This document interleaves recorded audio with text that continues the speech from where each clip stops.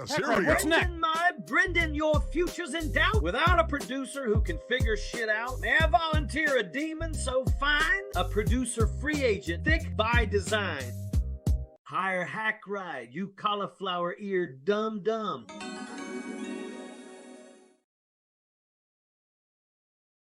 And Schaub? Yeah. Yes. The fuck is this?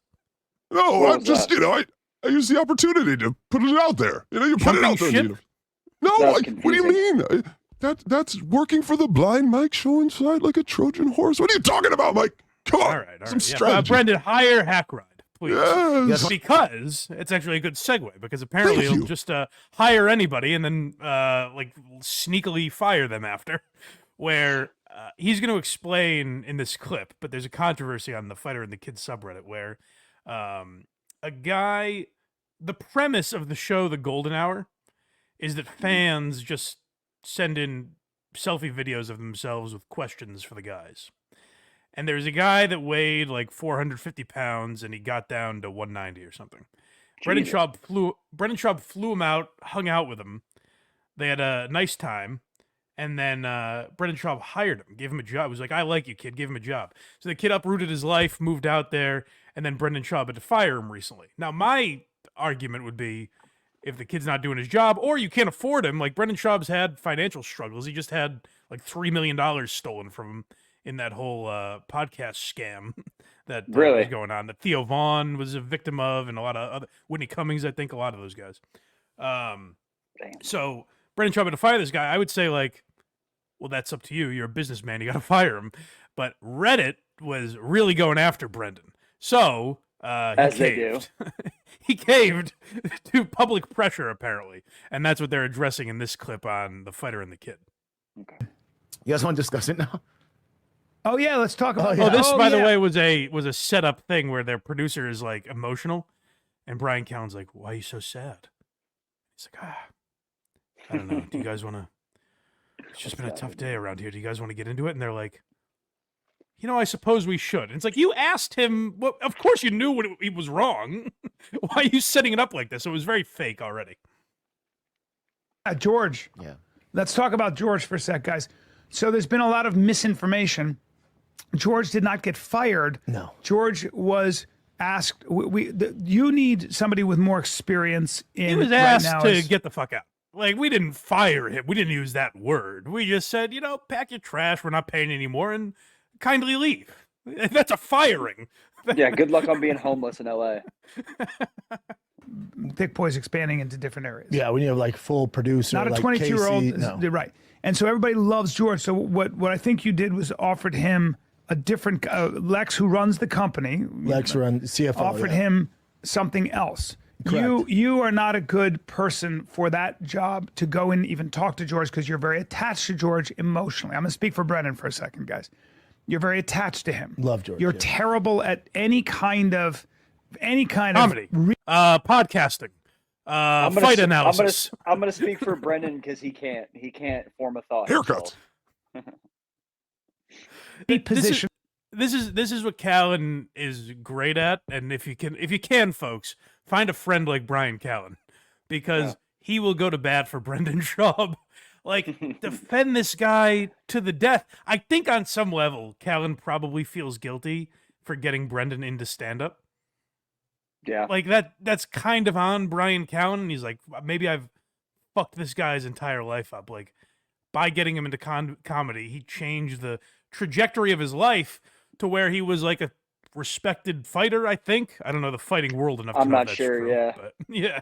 But let's Didn't pretend. Didn't Joe Rogan convince him to retire or whatever? Isn't that the Rogan convinced him to retire. That's where You'd Be Surprised comes from. Is Brendan said I forget who he was talking about, but he said he could win some fight. And Joe goes, "Do you really think that?" And Brendan goes, "I think you'd be surprised." And Rogan goes, "Really? Because I think you'd be surprised." And that's where the name of his special comes from. And then within that special, he changes the story of how he retired from fighting. It's very weird. Classic. Firing or anything. You're the worst. You're the fucking worst. And so we might have to go back, because we either talked over something or Bryan Callen just had a beautiful moment of truth there. Where it's like, Brendan, I've watched Gringo Poppy, and I got to tell you something. You're the worst. You're very attached to him. Love George. You're terrible at any kind of repositioning, firing, or anything. You're the worst. You're the fucking worst. And so we know this about you. So we have other people that actually run the mechanics and day-to-day operation of Thick Boy. Yes. Okay. Yeah. I'm just speaking, and you tell me when I'm wrong.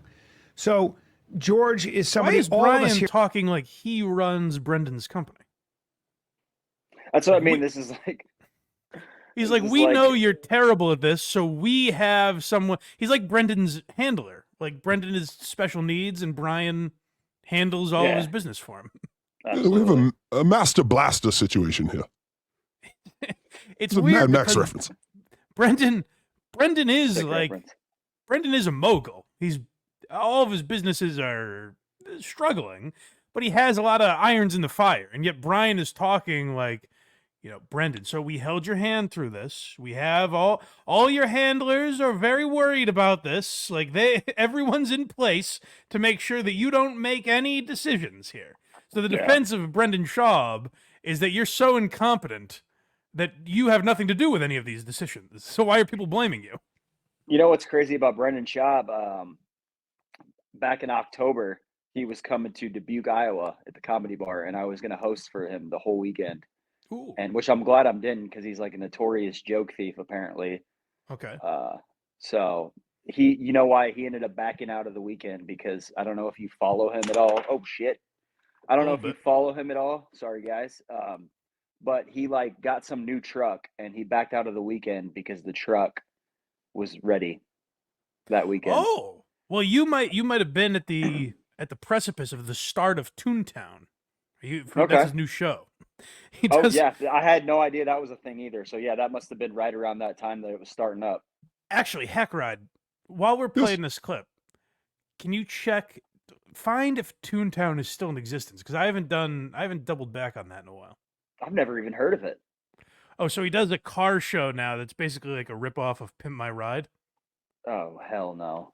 He started it, and it just seemed flawed in the sense that it's Brendan presenting another skill that he has. It's like, hey, what? I'm not just a fighter, stand-up podcaster. I'm also a car guy. Blind Mike, what does Toontown have to do with cars? I have some good news for you. I think it's like tuning up, like giving cars a tune. Oh, tune! I thought you said tune, like a fucking coffin. Oh, no. I wish. You can hear me, Blind Mike. Yes. Yes, Hackrad. What's up? 4 days ago, Brendan Schaub learned how to drift. So yes, it is still going, and he learned how to drift 4 days ago. Amazing. How are the views doing on that? 3 points. They're around Blind Mike project numbers. See, that's what's weird to me. Is that Brendan is this massively famous guy, and to use Hackrad's phrase, he's doing Blind Mike project numbers, which are great. You're doing great, Mike. You're doing great. It's both hurtful and kind of a compliment to me that we're in the same league as Brendan Schaub. I'd take it as a compliment. Care about, and right now I think you guys offered George something else within the company. Else where he doesn't have to, because now he's killed himself coming in every day. Yeah, so he doesn't want to do. Okay, hold on, come back a little bit. So we've offered him something where we never have to fucking see the guy. What we've done is we've maneuvered it so that in an ideal world I don't have to interact with him. That's really, if we're gonna have to pay him, as long as he's out of our mind, out of sight, out of mind, I love the guy, but I don't want to see him. If everything's perfect, if I had my way, guy would keep getting paid. I'd never have to interact with him. That's a beautiful world. What a defense of this man George that he brought in. Yes, we love you. Here's an invisibility cloak. Get out of here. Yes. Okay. I'm just speaking, and you tell me when I'm wrong. So George is somebody all of us here care about, and right now I think you guys offered George something else within the company.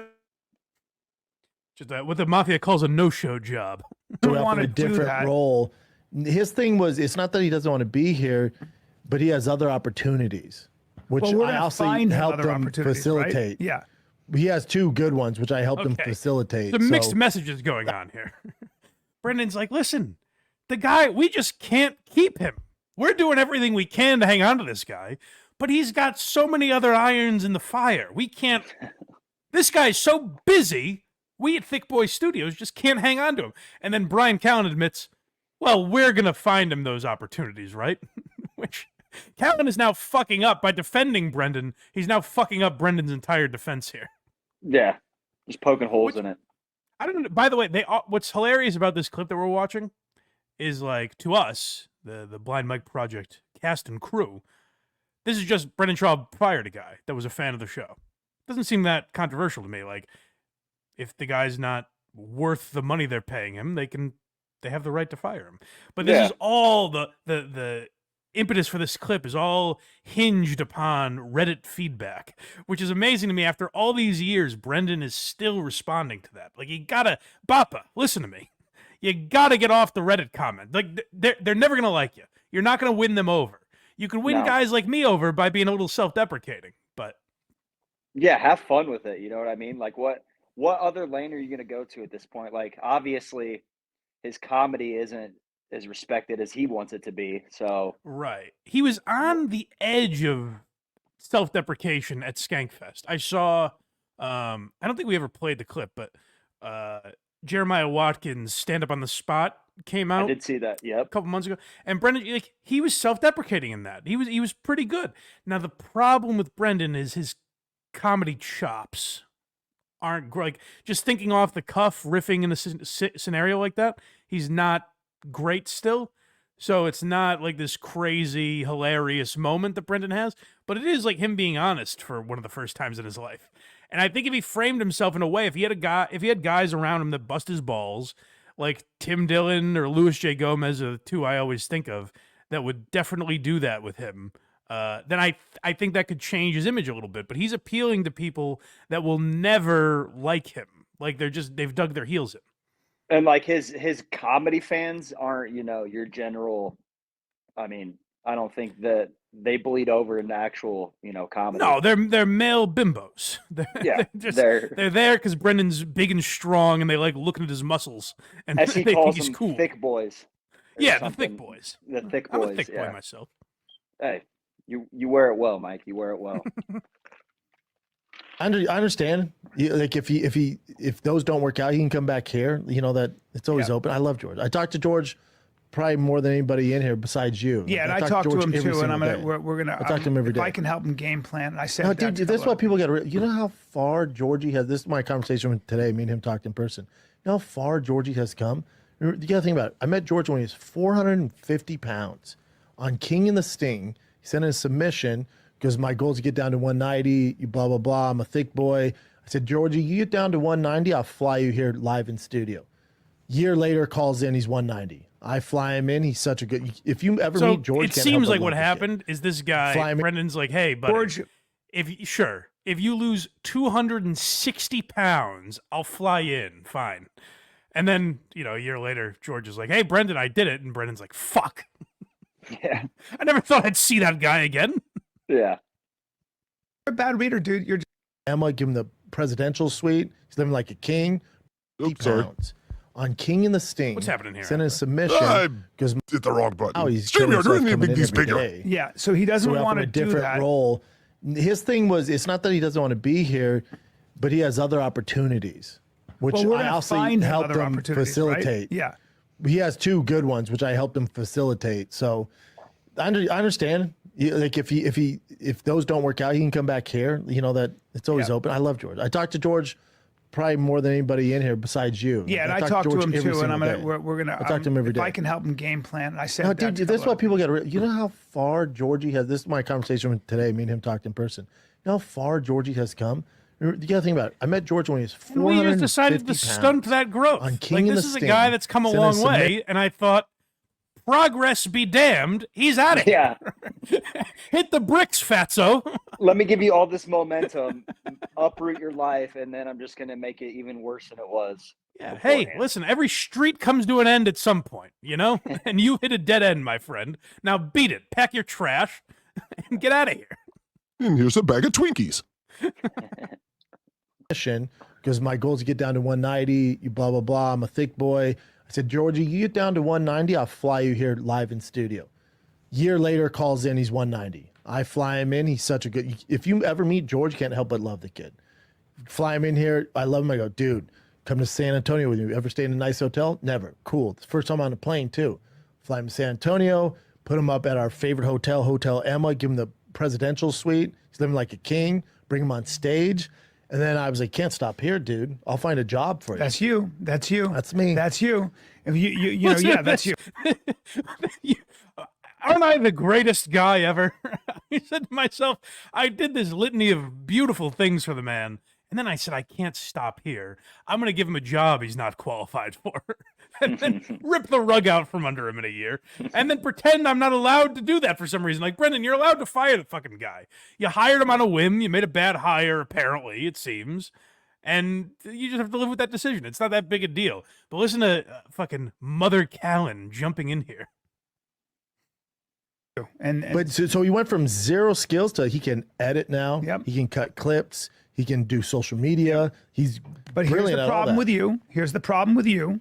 You get emotionally attached to everybody. Correct. I shouldn't be running a business. And I also don't hire. And anybody. I think that is a I shouldn't liability be for running a you. business. If we, And could I just hire get bad. if we could get that clarity with Brendan for just like a few other things, it's like, you're right, I shouldn't be tuning up cars and putting it on YouTube. Because sometimes you got yeah. I'm a bad reader. Well, it's not that you're a bad reader, dude. You're just very optimistic. We're not talking about books. Some jobs, if you're running a company, That too, though, bro. you are going to need a 30-year-old person who has a lot of experience Who to can run see shit, it, and you have to be a do background checks. And yeah, but you also have to be the Okay, kind of so guy. now here's where they're fucking up, is because they just went on a diatribe about how great this George guy is, how great he is at everything. And now what Brendan's saying is, and if I'm George, this is all I'm hearing, is Brendan saying, I'm not qualified to hire people. I wish I had someone doing background checks on these people because I'm not a good boss. I hire losers. It's what Brendan Schaub is saying after they just went off about what an amazing guy George is. What they were really saying is, aren't we amazing for hiring George? Which is a weird angle to take. That is like sorry. Go ahead, people that run a. I also read Austin. that he just got banned from the Comedy Store. Did you guys see anything about that? I don't know how No, true that that Brendan's is. banned? Yeah, from the LA Comedy Store. It wasn't on Reddit. I think this was on a Twitter thread. So who knows how true that is. See if you can find that, Hackrad, while we. I will take a look. Yeah. Business are They're sharks. way more ruthless than you. And I'm not. They go, it's not working. You got to get out of here. Yeah, that's the way. I'm not like that. Not like that. Not like that. Well, let me just tell you about Brendan. So just so people know, the number of people that we've had who we all love, and they were all great. But there were things sometimes where this person, I'm not talking about George in this case. I'm talking about in the 12 years we've been here.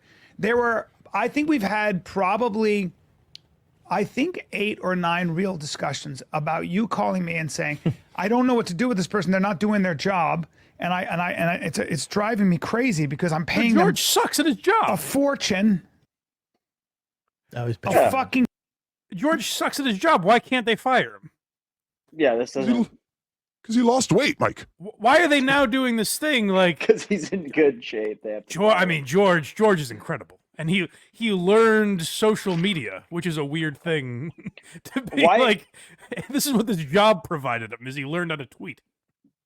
I'm about as technology savvy as an 80-year-old man. That's why obviously I was late to this. Well, I wasn't late necessarily, but they make it seem like cutting a clip and posting on social media is hard. That's one of the easiest things to do at this point in social media stage. You know what I mean? Like TikTok and Instagram make it so easy.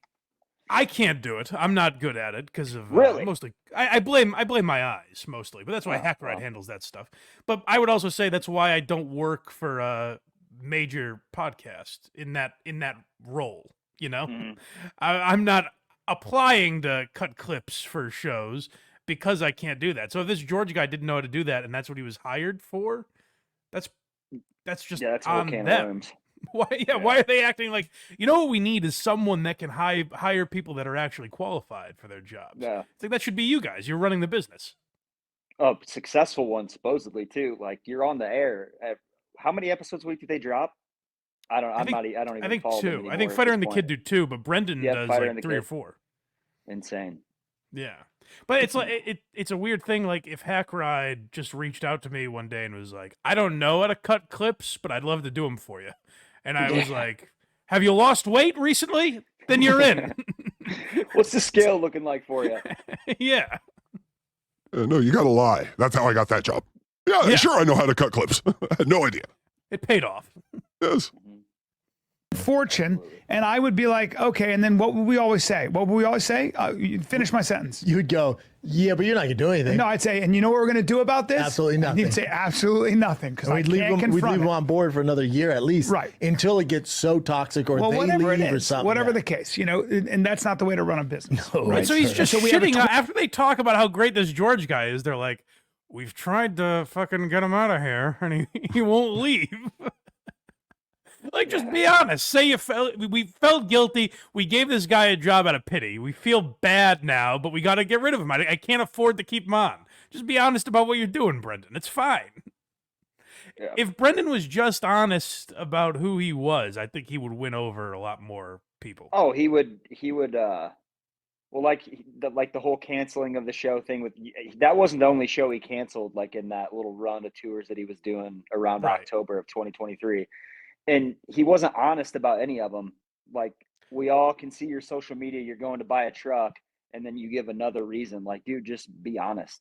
If he said things like, every once in a while, you get a glimpse of honesty from Brendan, where he's like, "Listen, like, I'm not as good as a lot of other comics at my level, but I've only been doing it for 5-6 years, whatever. That's pretty early for most comics. Like, I think I'm going to come a long way. I've learned from my mistakes, all that type of shit."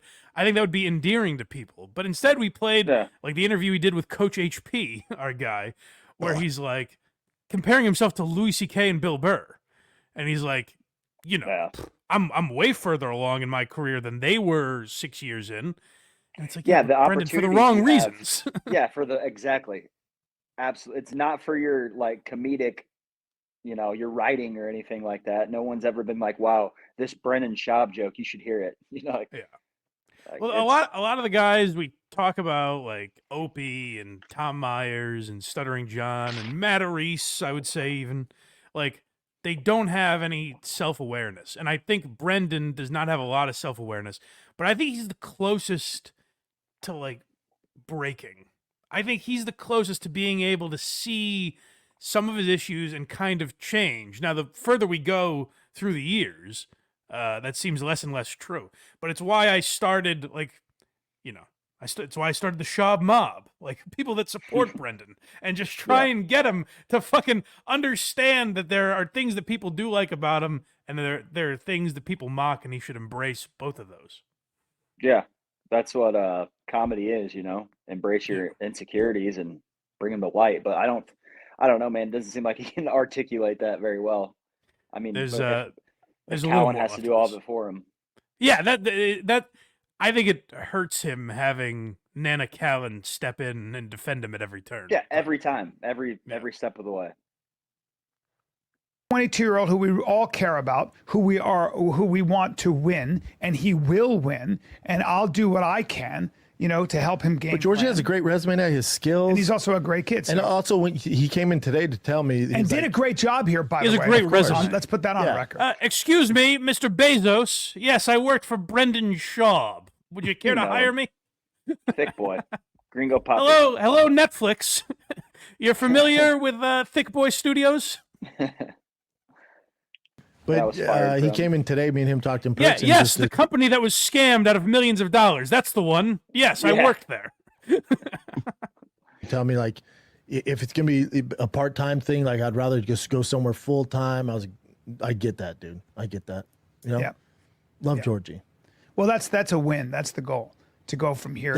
And it's hard. He's 22. This is his first job, really. Yeah. He's coming straight out 22 from his background. So it's like, he's just getting more experience. That's all it is. Well, I mean, I told him when I talked to him, I said, this is good. It's that Jocko Willick thing. Good. Now this is where the boys are trying a little too hard, where they're like, why do they always got to bring like Cameron Haynes and Jocko into this shit. Like, not every situation applies to those guys. Like, hey, you know what this is exactly like? An episode of the Joe Rogan Experience. Exactly. Just Pick a one. rip off of Joe Rogan. But this is them saying, hey, you know what? We've talked about this for a couple minutes now, and it started with us feeling guilty and talking about how great George is. But, you know, the longer we talk, the more we're realizing we deserve pats on the back here. Like, we kind of deserve a Is there a cake for us? We deserve congratulations for what we did for this man. We are actually pretty dynamite. Like, look at what we did. Yeah. From his background, so it's like he's just getting more experience. That's all it is. Well, I mean, yeah, I told him when I talked to him, I said, this is good. It's that Jocko Willink thing. Good. No, you know what it is? It's not Jocko Willink. It's horseshit HR speak. Yeah. Where they're like, and hey, we're going to write you a heck of a recommendation. Yeah, if you need to go anywhere, we got you. Yeah. Hey, us saying what a great job you did, that's like not just equal to a paycheck. I think it exceeds. Like, that's worth its weight in gold, my friend. Take that. You know what? Our word around Hollywood is huge. Yeah. Go to your bank, wherever you have, where you have your direct deposit set up. Walk into the bank and say, "Hey, Bryan Callen says I'm a great guy. What is that? Are my numbers tallying up there? What's my checking account at now? How am I looking? What's my retirement at?" Bryan Callen likes me. All right, Mike, that was the end of the video. The Hangover. Yeah, right. Yeah, the guy from Old School in The Hangover. No, not that one. The other one. No, yeah, you just missed him. You just missed him.